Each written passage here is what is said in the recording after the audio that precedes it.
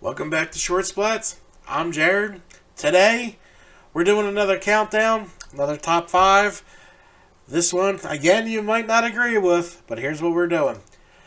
My top 5 horror franchises. One's a really big surprise, but when I think back at it, it's a tie between that and another one, but we'll get into that in a little bit. I need to go to Jimmy J so he can tell us about his horror movie, his Friday the 13th Horror Con.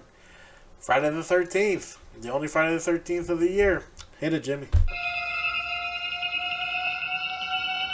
Save the date! Friday the 13th, May 2022. The only Friday the 13th of the year. Yours truly, Jimmy J, and the Horror 365 team are coming back to Blairstown. And for what? The first ever Friday the 13th Mini-Con, all hosted by the Blairstown Diner. Guys, girls, horrorheads, tickets are on sale next Thursday, January 13th. Stay tuned. More announcements are coming your way for another killer time in Blairstown. We'll see you there. Awesome. Thank you, Jimmy J. Be a good time out there in Blairstown, New Jersey. Hope the weather's good for you guys. Now, here. And this changes after I think about stuff for a while. But right now, these are my 5 favorite horror movie franchises in order. Number 5, Insidious. Insidious really broke down some new areas in horror where the person becomes not like you're fighting away from having your spirit captured, and the dad sent it down to the son while they're also trying to find a serial killer and the secret and the creepy house effects. I loved all of these movies, and I know there's another one coming. So, and really it's one of the best timelines for horror, because we've seen some funky timelines.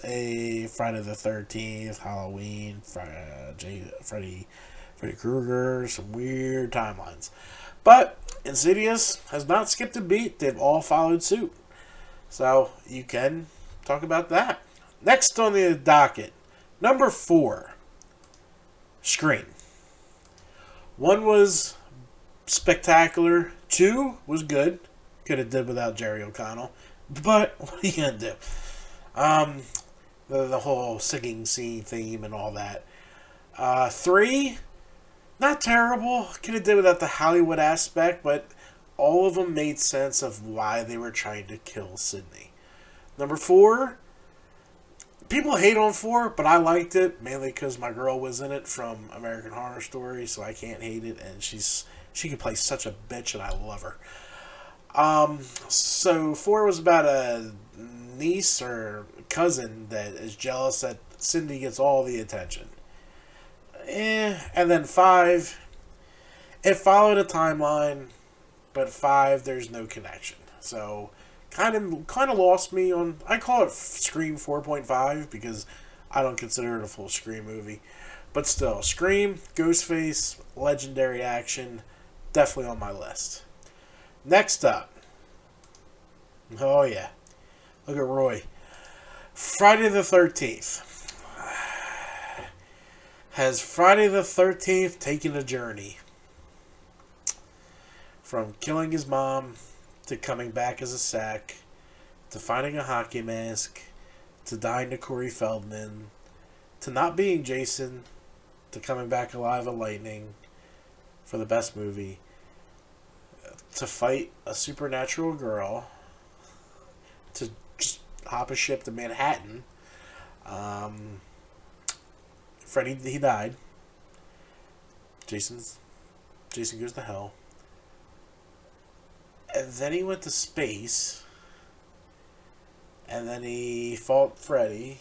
And then he got remade. Say what you will, the series is fun as hell. I don't care how campy it is, and it is campy.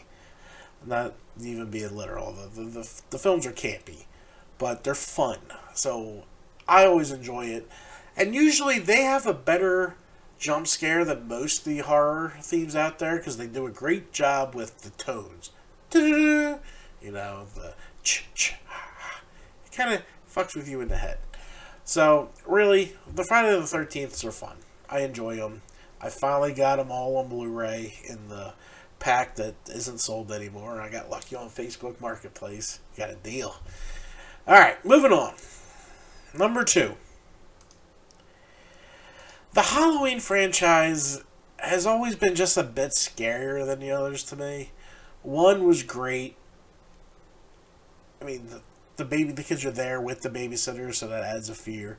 2 was fantastic. It's one of my favorite horror movies. 3, you wanted to do something different, that's fine. 4, it was a good flick. You had Jamie and that storyline, so it kind of still followed a pattern. 5, again, Jamie was great in that, but Dr. Loomis was fantastic in that too. Hell of an acting out of that. He'd be that fucking mean to that little girl. It's crazy. 6, that would be Revenge of Michael Myers, which, surprisingly, I don't hate. I thought the kills were good. I thought the family living there because it was cheap was a good, nice touch. I liked Paul Rudd as Tommy Doyle. I mean, if that shit happened to you, you'd be that weird. And then after that, I believe was H2O. Great movie. What was after that? Resurrection. I've seen worse horror movies.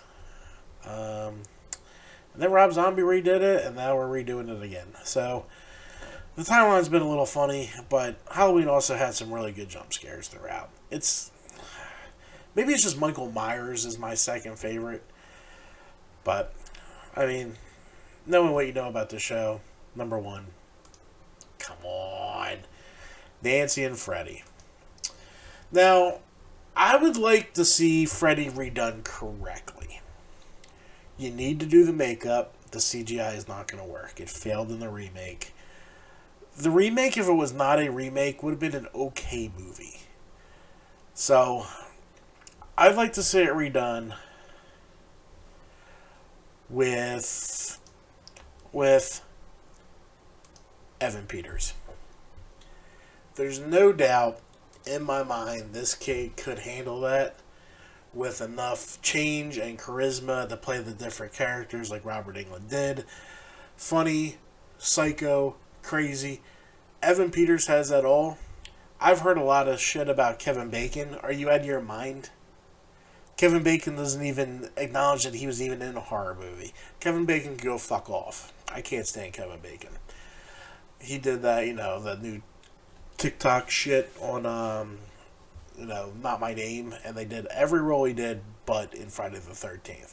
That's what boosted your career, jackass. But that's enough of me going on about Kevin Bacon. I'd rather not see him in anything, let alone a Nightmare on Elm Street movie. Well, that's my 5 franchises.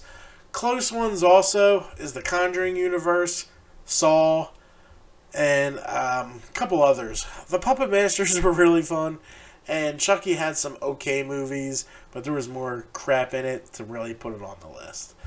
That's all I got for you today, and that's just Short Splats. I'm Jared, and I'm out.